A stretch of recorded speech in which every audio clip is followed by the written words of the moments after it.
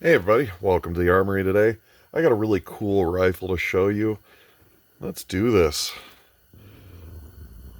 So my buddy works at the gunsmith shop, and they had this walk through the door the other day, and he pestered the guy into selling it, and it is freaking awesome. This is a Russian SVT 40. Now here in the States, these rifles are kind of rare. They did not import very many of these before importation was made illegal, and they are kind of scarce. I don't think there were a whole lot of bringbacks. Some of them came in through Finland. Some of them are marked like this one with the Finnish military markings. But yeah, these are kind of rare, and I love them so much. I've had 3 of these over the years. Funny story, I lost all 3 of them at the same time. Sadly, it was not a boating accident. I actually had 2 of them on consignment, and I was going to keep one.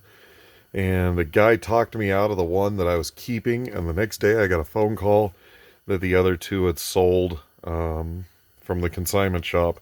And I lost all 3 of them, and I've been looking and looking ever since for an SVT 40. And to no avail. They keep going up in price. Now they're commanding about $3,000, which is crazy. But it is a semi-automatic rifle that shoots the 7.62 by 54R. It is magazine fed, feeds from a 10-round magazine, and I'm going to be a little controversial here.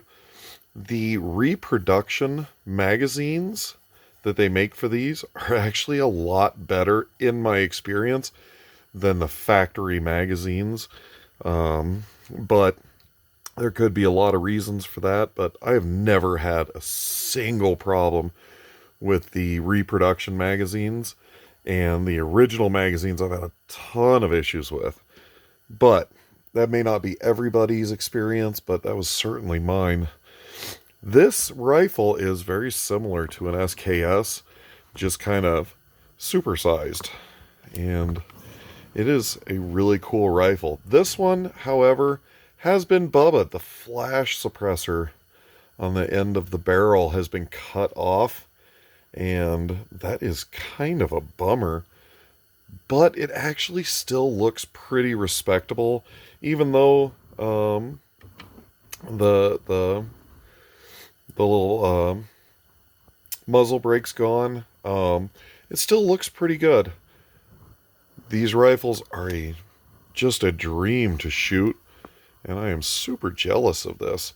Another interesting thing, when you find, especially like Finnish stamped rifles and stuff like that, but the plumb bolts won't have, is it only has a single cutout in the stock for the safety. The safety literally just blocks the trigger from being pulled.